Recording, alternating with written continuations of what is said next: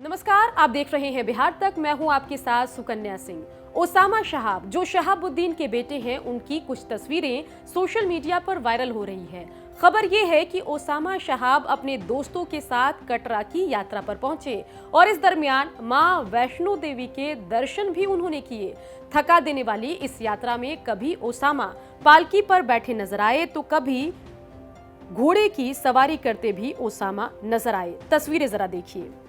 बता दें कि इन तस्वीरों की चर्चा इसलिए हो रही है क्योंकि मुस्लिम समुदाय से आते हैं ओसामा शहाब और ऐसे में हिंदुओं के धार्मिक स्थल की यात्रा करके आखिर क्या मैसेज देना चाहते हैं ओसामा। बता दें कि इससे पहले शहाबुद्दीन भी कई हिंदू धर्म की रीति रिवाजों को निभाते नजर आते थे। कई बार उनको राखी बंधवाते भी देखा गया। साथ ही कई मौकों पर शहाबुद्दीन तिलक भी लगाते थे। 26 साल के हैं ओसामा और लंदन में वो LLB की पढ़ाई कर रहे थे, लेकिन इन सब के बीच शहाबुद्दीन की मौत होती है।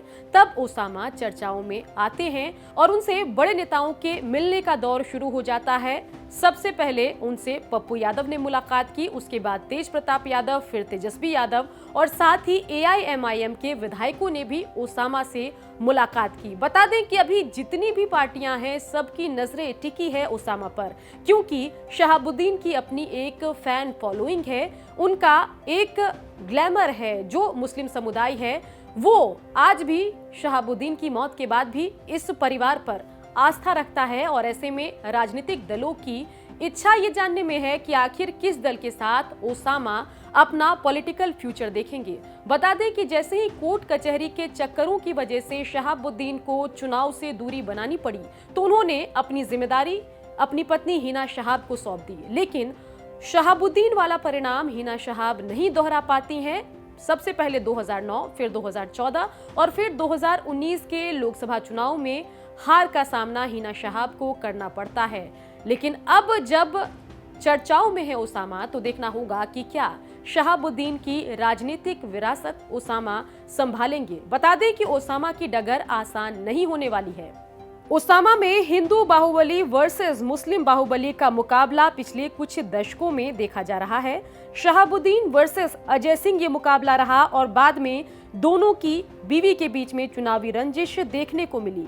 साथ ही अमरनाथ यादव और ओम प्रकाश यादव वोट बैंक को लगातार शहाबुद्दीन से दूर करने की कवायद में जुटे हुए दिखाई दिए। ये तो बात हुई राजनीतिक चुनौती की। इसके अलावा ओसामा के लिए बड़ी चुनौती ये भी है कि पिता का जो स्याह इतिहास है उससे भी उनको उबरना होगा, क्योंकि शहाबुद्दीन का एक बड़ा ही काला सा क्राइम का बैकग्राउंड रहा है। कॉलेज के दिनों से ही क्राइम की राह पकड़ ली शहाबुद्दीन ने। 1986 में पहला मामला दर्ज हुआ।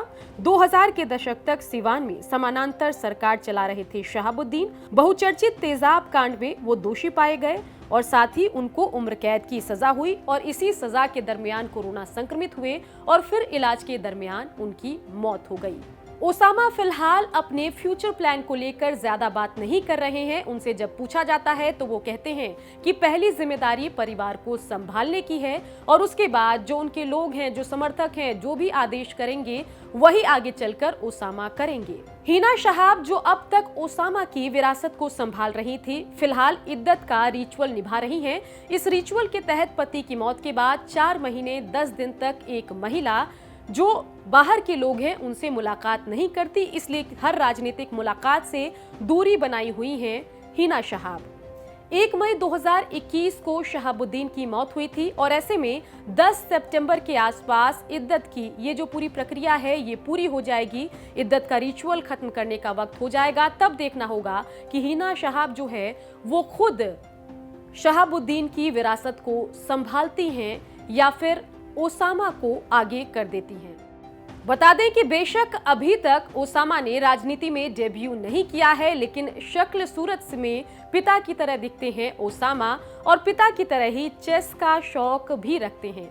साथ ही हेयर स्टाइल भी उनके पिता की तरह ही है उनका और ऐसे में बिना राजनीति में आए ही ओसामा में लोगों की दिलचस्पी बहुत ज्यादा बढ़ जाती है, क्योंकि ओसामा में पिता शहाबुद्दीन का अक्स देखते हैं उनके फॉलोअर्स। तो चलिए देखना होगा कि आगे चलकर अपना फ्यूचर किस पार्टी के साथ निर्धारित करते हैं ओसामा। लेकिन इन सब के बीच उनसे जुड़ी हर खबर मीडिया में लोकप्रियता तो बटोर ही रही है। बिहार की खबरों के लिए आप देखते रहिए बिहार तक।